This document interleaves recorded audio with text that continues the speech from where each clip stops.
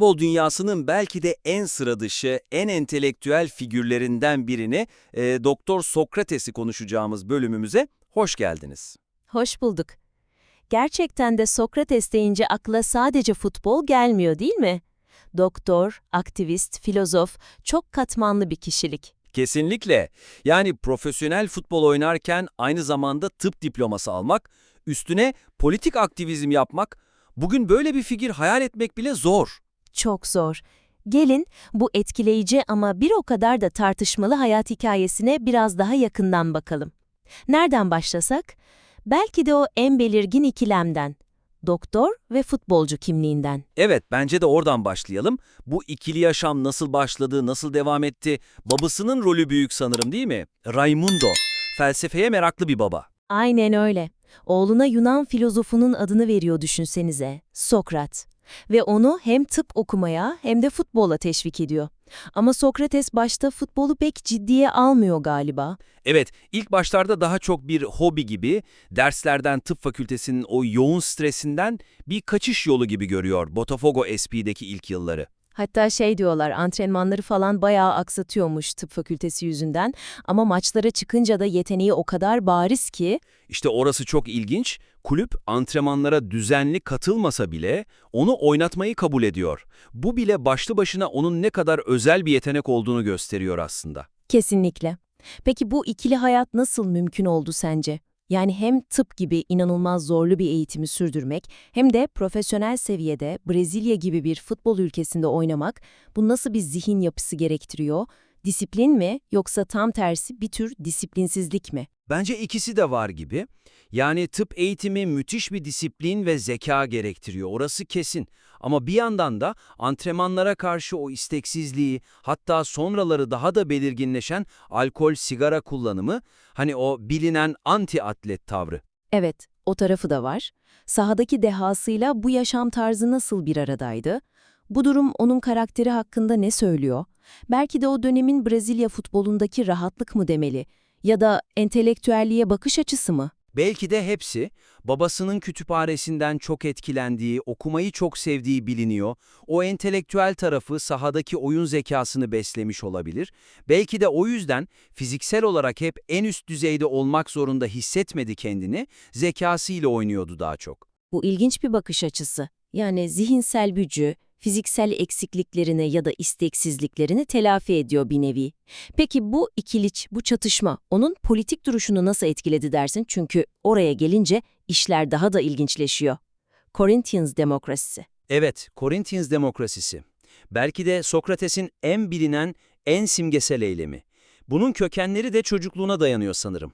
O 1964 askeri darbesi sonrası yaşadıkları. Babasının evdeki bazı kitapları, Bolşevik diye nitelenen kitapları yakmak zorunda kalması, bu olay onu çok etkilemiş. Politik bilincinin uyanışında önemli bir an bu. Sonra gazeteci Juca Kafuri ile arkadaşlığı, sol ideolojiye yaklaşması ve tabii Brezilya'daki o karanlık askeri diktatörlük dönemi 1964-1985. İşte bu zeminde Corinthians da o hareketi başlatıyor. Hem de Corinthians gibi işçi sınıfının takımı olarak bilinen bir kulüpte. Bu da tesadüf değil tabii.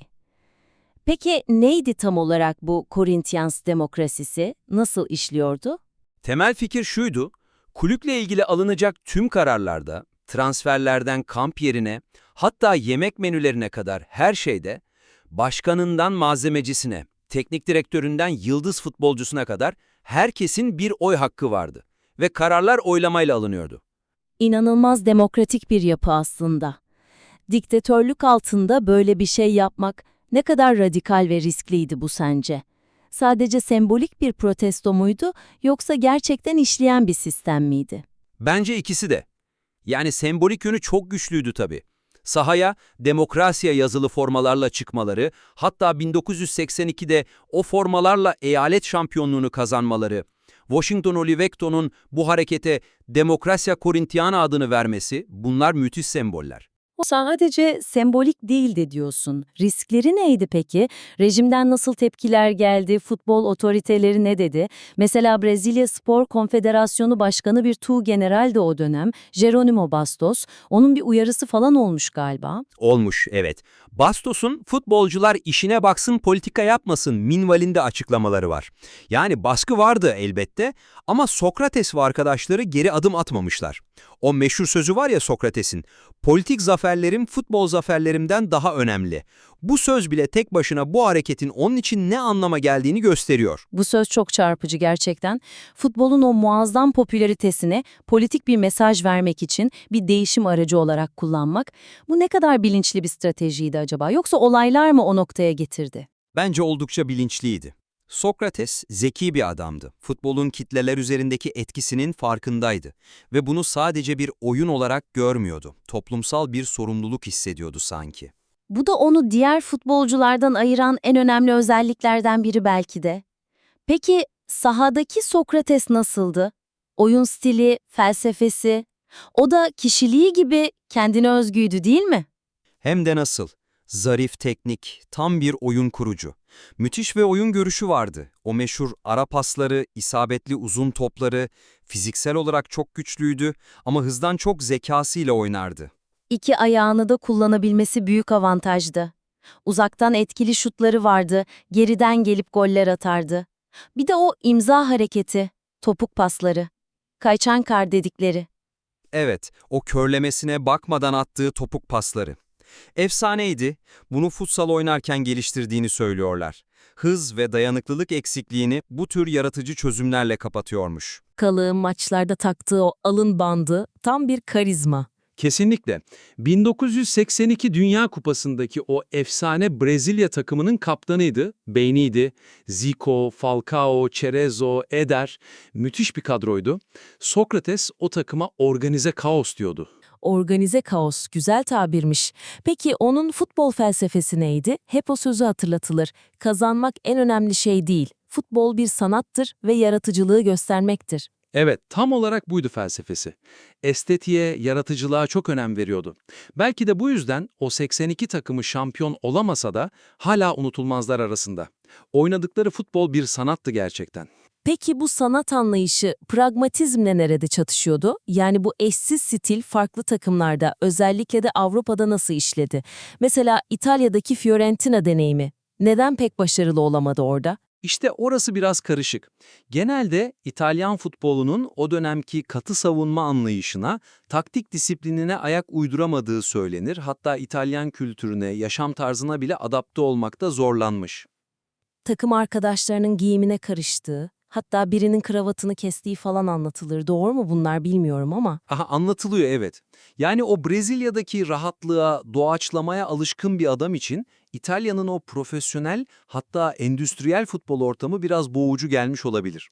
Peki bu sadece kişisel bir uyumsuzluk muydu yoksa iki farklı futbol felsefesinin çarpışması mıydı aslında? Yani Sokrates'in temsil ettiği o jogo bonito, o sanatsal futbol anlayışıyla İtalya'nın sonuç odaklı futbol arasındaki bir çatışma mıydı? Bence ikincisi daha doğru bir analiz olur. Bu sadece Sokrates'in bireysel olarak uyum sağlayamaması değil, temsil ettiği futbol anlayışının Avrupa'daki endüstriyeleşmiş futbolda kendine yer bulamamasıyla da ilgili olabilir. Bir de o anti-atlet yaşam tarzı meselesi var tabii. Sigara, alkol, bunlar İtalya'da daha mı çok göze battı acaba? Potansiyelini ne ölçüde etkiledi bu durum? Etkilemiştir mutlaka ama belki de bu yaşam tarzı da onun için bir tür direnişti. Yani sporun o giderek artan katı kurallarına, sporcuyu bir makine gibi görme eğilimine karşı bilinçli ya da bilinçsiz bir tavırdı. İlginç bir nokta. Peki İtalya'da Gramsci okumaya başlaması, bu onun entelektüel yönünü nasıl besledi? Sadece bir merak mıydı, yoksa o kültürel ve sportif çatışmayı anlamlandırma çabası mıydı? Muhtemelen ikincisi de vardı işin içinde. Gramsci'nin kültürel hegemonya teorileri belki de İtalya'da yaşadığı o yabancılaşmayı, sistem eleştirisini anlamasına yardımcı olmuştur. Evet, bu bağlantı önemli. Peki futbolu bıraktıktan sonraki Sokrates, mirası ne oldu? Etkisi sürdü mü? Hem de nasıl? Futbolu bıraktıktan sonra da toplumsal konularda sesini yükseltmeye devam etti. Mesela 1984'teki o büyük Diretas Ja, hemen doğrudan seçimler mitingindeki konuşması çok önemlidir. Ne demişti orada? Eğer kongre doğrudan başkanlık seçimini kabul eden yasayı onaylamazsa İtalya'ya, Fiorentina'ya transfer olacağını söylemişti. Yani futbolu bırakıp ülkesinde kalmayı, demokratikleşme mücadelesine destek vermeyi bir koşula bağlamıştı. Bu kongre üzerinde ciddi bir baskı yaratmıştı o dönem. Vay be, politik gücünü nasıl kullandığının bir başka örneği.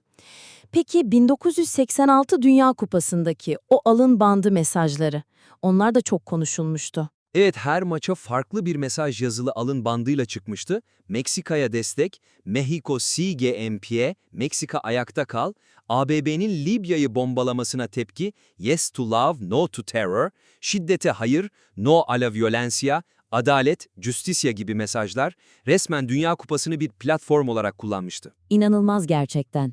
Peki kimler de onun kahramanları, idolleri? Kendisi söylüyor, Fidel Castro, Che Guevara ve John Lennon.